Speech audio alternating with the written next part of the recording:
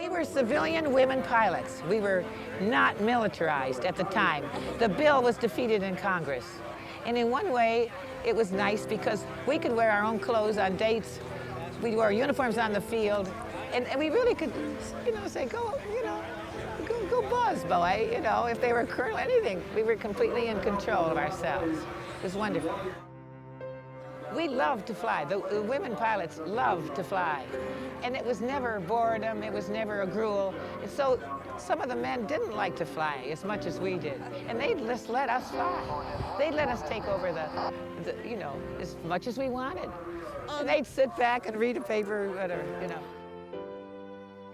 Women in the WASP flew ferry command in the United States only.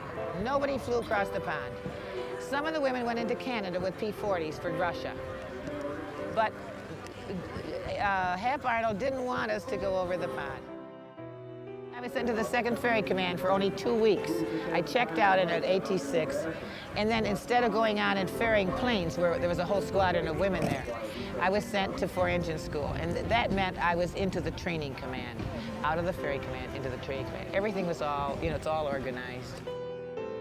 First of all, flying is an adventure. It's special. You lose the earth and you're up there and it's marvelous. Florida is wonderful too because you have all the clouds, and yet we were over the Gulf of Mexico. We met our B-26 pilot rendezvoused over Sanibel Lighthouse. And at that time, then we'd fly down the coast of Florida, almost to Marcos Island, and they'd pull out a sleeve, and the gunners would fire on the sleeve as practice. Then we'd come around back and fly splash, where they would work the guns, splash the water. We were about 50 feet off the ocean, and then they'd hit the mark. Then we'd go up to altitude forever. It took us way, way up. And then they'd learn how to handle the guns in colder temperatures. They'd put on the oxygen masks and so forth. And then coming back, we'd fly around Naples, Florida, which was just a hamlet.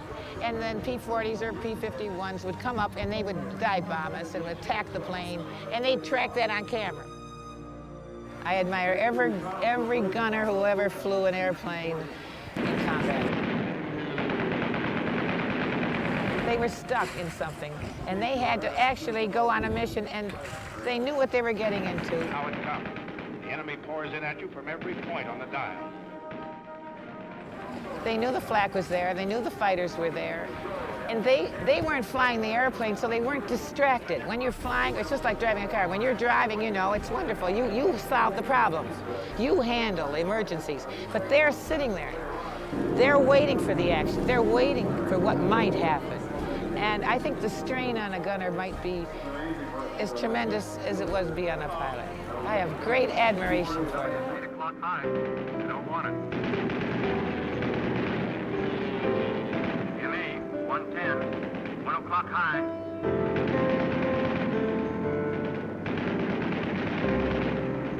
I had a trunk, and after we came back from service, all the mementos were tucked into the trunk.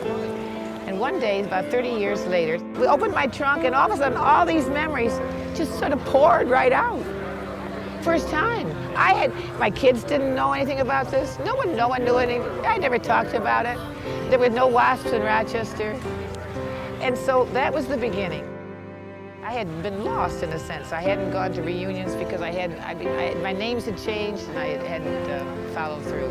So then I started going to reunions in '72 when Jacqueline Cochran was still alive then in Sweetwater. And from then on I became active, and I was president of the WASP from '82 to '84. And I was on the board from '84 to '86. And now I'm doing memorials. I'm a chair of the memorial committee, which is interesting. So I'm involved now. It was just like coming home. And here's this warmth and acceptance. I'm one of the team. And I can't tell you what it means to belong